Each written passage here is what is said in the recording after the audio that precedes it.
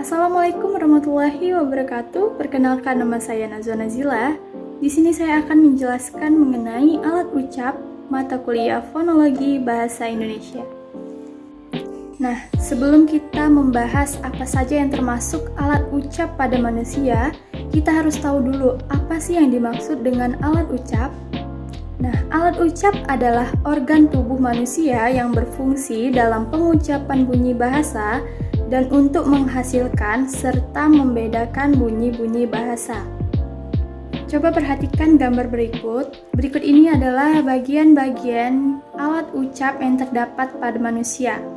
Yang pertama adalah paru-paru, kedua batang tenggorok, 3 pangkal tenggorok, 4 pita suara, 5 krikoid, 6 lekuk, 7 aritenoid, 8 dinding rongga kerongkongan, 9 epiglotis, 10 akar lidah, 11 pangkal lidah, 12 daun lidah, 13 ujung lidah, 14 anak teka, 15 langit-langit lunak, 16 langit-langit keras, 17 gusi, 18 gigi atas, 19 gigi bawah, 20 bibir atas, 21 bibir bawah, 22 mulut, 23 rongga mulut, dan yang terakhir 24 adalah rongga hidung.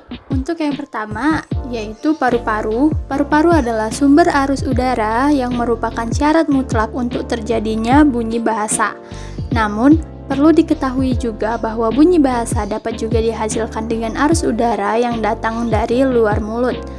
Kalau arus udara datang dari paru-paru disebut arus udara egresif, dan kalau arus udara datang dari luar disebut arus udara ingresif.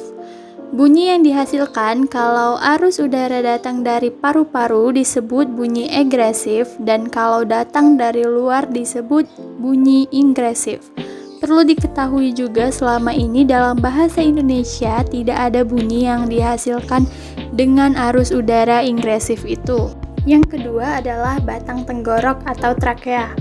Batang tenggorok berfungsi untuk mengangkut udara ketika seseorang sedang bernafas.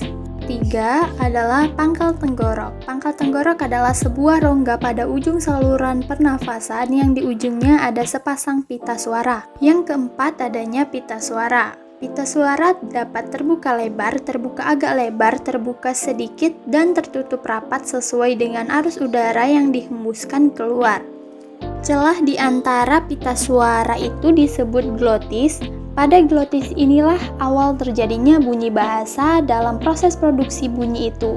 Bila glotis berada dalam keadaan terbuka lebar, tidak ada bunyi bahasa yang dihasilkan, selain desah nafas.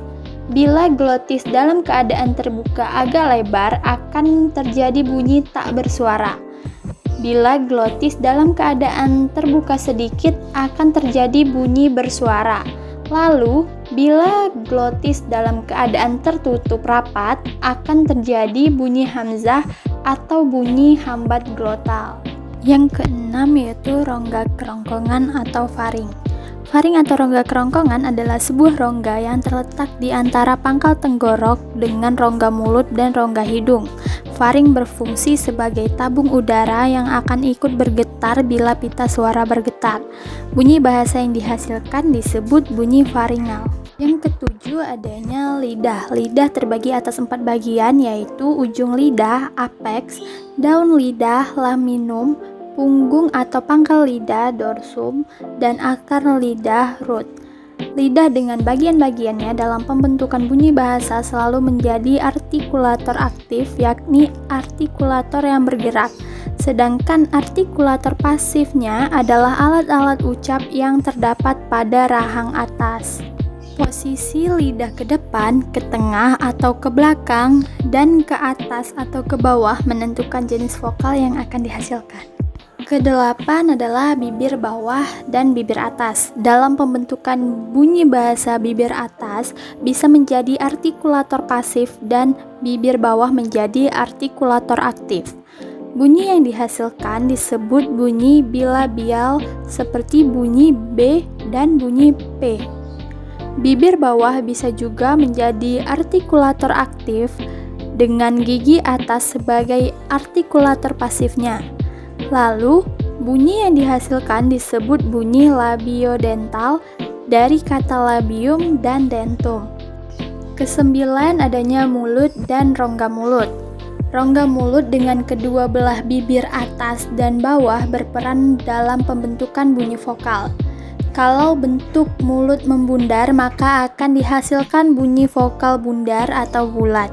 Kalau bentuk mulut tidak bundar atau melebar, akan dihasilkan bunyi vokal tidak bundar.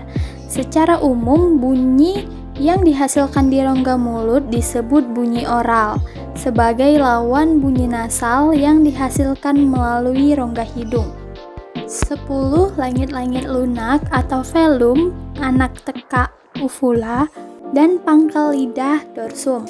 Velum atau langit-langit lunak dan bagian ujungnya yang disebut uvula atau anak tekak dapat turun naik untuk mengatur arus udara keluar masuk melalui rongga hidung atau rongga mulut. Uvula akan merapat ke dinding faring kalau arus udara keluar melalui rongga mulut dan akan menjauh dari dinding faring kalau arus udara keluar melalui rongga hidung. Bunyi yang dihasilkan kalau udara keluar melalui rongga hidung disebut bunyi nasal, dan kalau udara keluar melalui rongga mulut disebut bunyi oral.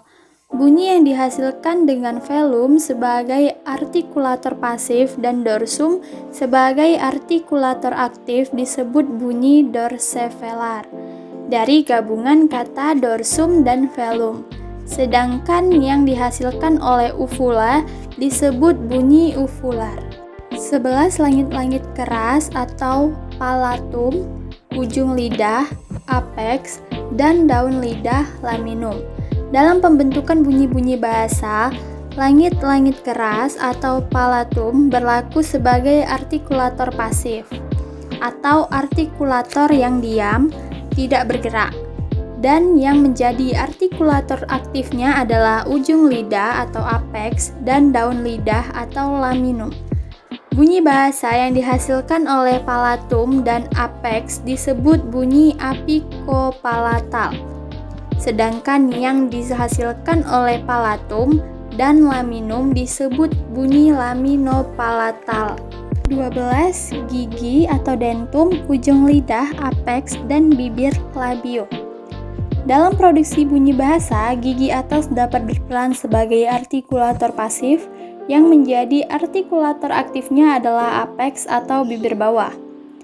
Bunyi yang dihasilkan oleh gigi atas dan apex disebut bunyi apikodental, dan yang dihasilkan oleh gigi atas dan bibir bawah disebut bunyi labiodental. Dalam hal ini ada juga bunyi interdental, di mana apex sebagai artikulator aktif berada di antara gigi atas dan gigi bawah yang menjadi artikulator pasifnya. 13 atau yang terakhir yaitu rongga hidung. Bunyi bahasa yang dihasilkan melalui rongga hidung disebut bunyi nasal. Bunyi nasal ini dihasilkan dengan cara menutup rapat-rapat arus udara di rongga mulut dan menyalurkannya keluar melalui rongga hidung. Itulah penjelasan dari saya mengenai alat ucap. Semoga yang saya sampaikan dapat menjadi pembelajaran untuk kalian semua. Assalamualaikum warahmatullahi wabarakatuh.